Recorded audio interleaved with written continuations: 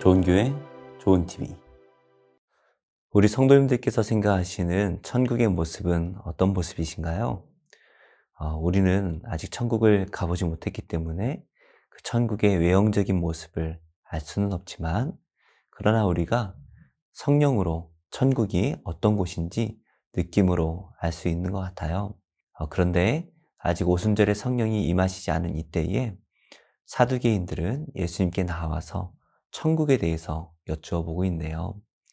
과연 예수님과 어떤 논쟁이 있었는지 함께 말씀을 살펴보며 또 은혜 받기를 원합니다. 부활이 없다 하는 사두개인들이 그날 예수께 와서 물어 이르되, 선생님이여, 모세가 일렀으되 사람이 만일 자식이 없이 죽으면 그 동생이 그 아내에게 장가들어 형을 위하여 상속자를 세울지니라 하였나이다. 우리 중에 칠형제가 있었는데 마지가 장가들었다가 죽어 상속자가 없으므로 그 아내를 그 동생에게 물려주고 그 둘째와 셋째로 7째까지 그렇게 하다가 최후에 그 여자도 죽었나이다. 그런즉 그들이 다 그를 취하였으니 부활 때 7 중에 누구의 아내가 되리이까? 너희가 성경도 하나님의 능력도 알지 못하는 거로 오해하였도다. 부활 때에는 장가도 아니가고 시집도 아니가고 하늘에 있는 천사들과 같으니라. 죽은 자의 부활을 논할진대 하나님이 너희에게 말씀하신 바 나는 아브라함의 하나님이요 이삭의 하나님이요 야곱의 하나님이로라 하신 것을 읽어보지 못하였느냐? 하나님은 죽은 자의 하나님이 아니요 살아있는 자의 하나님이시니라. 무리가 듣고 그의 가르치심에 놀라더라. 오늘 말씀은 이렇게 시작을 합니다. 부활이 없다 하는 사두개인들이 그날 예수께 와서 물어 이르되. 예수님과 계속해서 논쟁이 벌어지고 있는데요. 이번에는 사두개인들이 예수님께 나와서 논쟁을 벌이려고 하고 있네요. 사실 바리새인과 헤롯 당원들은 정치적인 문제로 서로 갈등이 있었죠. 그래서 바리새인들은 친유대주의적이었다면 헤롯 당원들은 헤롯을 지지하며 살았습니다. 그러다 보니 바리새인들과 헤롯 당원들은 정치적으로 갈등이 있을 수밖에 없었는데요. 오늘 말씀에 나오는 이 사두개인들은 바리새인들과 신학적으로 많은 갈등이 있었습니다.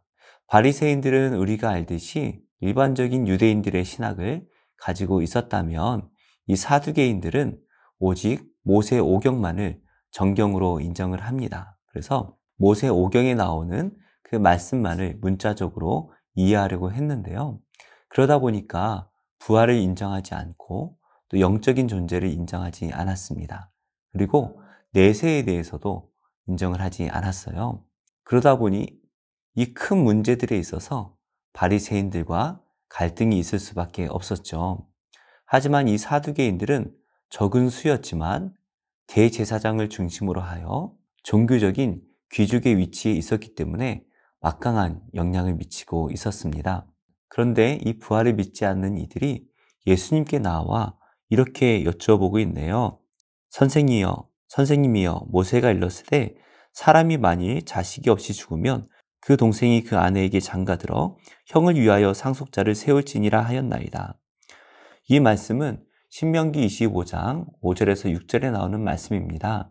그러니까 형이 결혼을 해서 형수가 있는데 만약 형수가 형의 아이를 낳지 못하고 형이 죽게 되면 이 형수는 그 가문의 대를 잇지 못하는 그러한 상황에 처하게 되는 것이죠.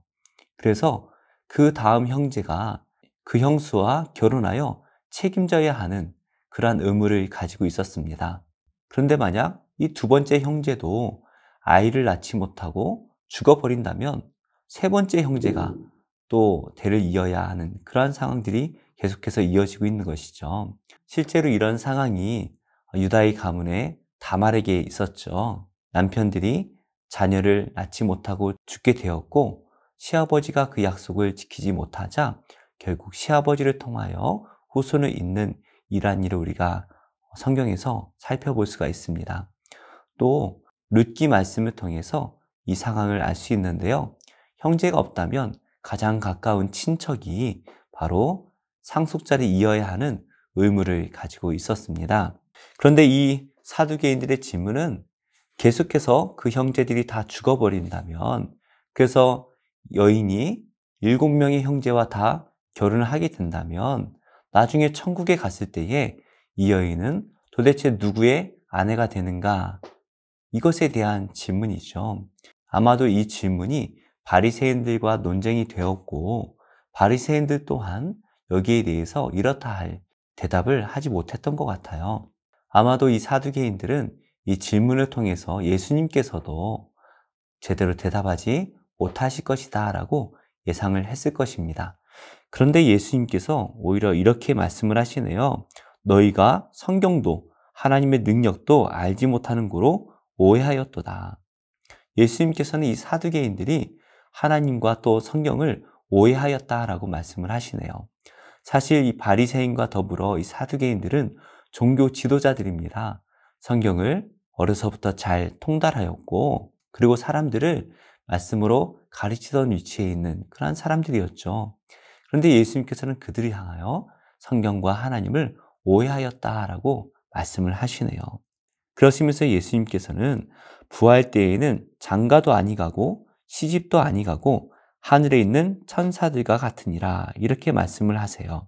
우리가 부활하면 우리는 그곳에서 다시 결혼을 하거나 아니면 이 땅에서 살면서 결혼했던 그 아내와 다시 가정을 이루고 사는 그러한 천국이 아니다라고 말씀을 하시네요. 천국은 장가도 가지 않고 시집도 가지 않는 천사와 같이 중립적인 그러한 존재가 된다라고 말씀을 하시는데요. 좀 엄밀히 말하자면 우리는 예수님의 거룩한 신부가 되어서 예수님을 신랑으로 삼아 영원토록 그 신랑과 함께 더불어 사는 것이 천국이다라고 우리는 알고 있습니다. 그러니까 이 천국은 우리가 아는 문화와 또 우리가 알지 못하는 문화가 섞여 있는 곳이죠. 왜냐하면 우리가 아직 천국을 가보지 못했기 때문에 우리가 알지 못하는 부분들이 많이 있습니다. 하지만 우리가 알 수 있는 부분들도 있어요. 하나님 나라는 연속성과 또 불연속성이 있습니다. 그러니까 하나님 나라는 우리가 이 땅에서 알고 있던 그 내용이 그대로 연속적으로 이어지는 일들도 있고요. 또 오늘 말씀과 같이 전혀 이 땅과 다른 모습으로 이어지는 그러한 경우들이 있죠. 예를 하나 들면 예수님께서 사흘 만에 부활하셨을 때에 그 예수님의 몸을 우리는 부활체라고 말합니다. 제자들과 함께 식사도 하세요. 말씀도 하시고요. 어떻게 보면 이 세상이라는 공간에 갇혀 있으셨습니다. 하지만 동시에 예수님의 그 부활체는 공간을 초월하셨죠. 그래서 제자들이 문을 닫고 집에 모여 있을 때에 예수님께서 갑자기 제자들 사이에 나타나십니다. 또 예수님께서는 못자국과 창자국을 그대로 가지고 계셨는데요. 그럼에도 불구하고 아프거나 또 그곳에서 피가 계속 나서 죽거나 하지 않는 그러한 것이 바로 부활체라는 것이죠. 그래서 천국은 연속성과 불연속성이 있지만 사실 우리가 아직 천국을 가보지 못했기 때문에 우리는 그 모습이 어떤지 알 수가 없는 것이죠.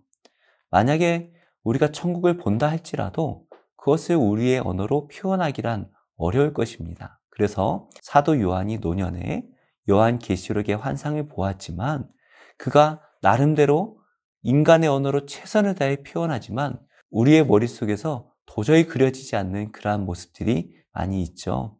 결국에 우리가 이 땅에 있는 동안에는 천국에 대해서 다 알 수가 없는 것이죠. 그러나 우리 예수님께서는 천국에 대해서 너무나 분명하게 말씀을 하십니다. 왜냐하면 우리 예수님께서 천국을 통치하실 왕이시기 때문이죠. 우리 예수님께서 또다시 이렇게 말씀을 하시네요. 나는 아브라함의 하나님이요 이삭의 하나님이요 야곱의 하나님이로라 하신 것을 읽어보지 못하였느냐. 하나님은 죽은 자의 하나님이 아니요 살아있는 자의 하나님이시니라. 바로 이 말씀은 하나님께서 모세에게 나타나셔서 모세에게 하셨던 말씀입니다. 그런데 이 말씀이 도대체 부활과 무슨 상관이 있을까요? 바로 이 말씀은 아브라함이 이 땅에서 죽었죠. 이삭도 이 땅에서 죽었습니다. 야곱 또한 이 땅에선 죽었습니다. 하지만 우리 하나님께서는 죽은 자의 하나님이 아니라 현재형으로 여전히 이들의 아버지다라는 것을 말씀하시는 것이죠. 그래서 예수님께서는 이 아브라함과 이삭과 야곱이 죽은 것이 아니라 하늘에서 하나님의 백성이다라는 것을 말씀하시면서 우리 또한 부활하여 하나님의 백성이 될 것이다 라는 것을 말씀하시는 것이죠. 이렇게 아무도 알지 못하는 하나님 나라, 천국에 대한 말씀까지도 명확하게 그리고 너무나 분명하게 권위의 말씀을 하시는 이 예수님 앞에 그 말씀을 듣는 모든 백성들이 다 놀랄 수밖에 없었을 것 같습니다. 말씀의 결론을 맺겠습니다. 우리는 쓸데없는 논쟁에 휘말릴 필요가 없는 것 같아요. 우리가 알 수 없는 그리고 복음과 상관없는 이러한 문제들로 논쟁할 필요가 없습니다. 우리는 예수님께서 우리에게 주신 이 놀라운 복음의 말씀만 붙들고 순종하며 살아간다면 우리가 갈 그 천국은 우리가 상상할 수 없는, 우리가 이 땅에서 살아가는 동안 보지도 못했고 표현할 수도 없었던 놀라운 축복이 그곳에 예비된 줄로 믿습니다. 우리가 할 일은 그저 이 예수님의 말씀에 순종하는 것뿐이죠. 부활을 믿지 않아 철저하게 이 땅의 삶을 위하여 살아갔던 이 사두개인과 달리 우리는 오직 천국을 소망하며 예수님을 따라가는 복된 삶이 되어야 할 것입니다. 오늘 하루도 이 땅에서 천국의 삶을 누리시는 우리 모든 성도님들과 또 제가 되기를 예수님의 이름으로 축복합니다. 마르고 꽃은 시드나 주의 말씀은 영원해. 여러분 믿으십니까? 네. 푸른 마르고 꽃은 시드나 주의 말씀은 영원해. 주의 말씀을 믿는 자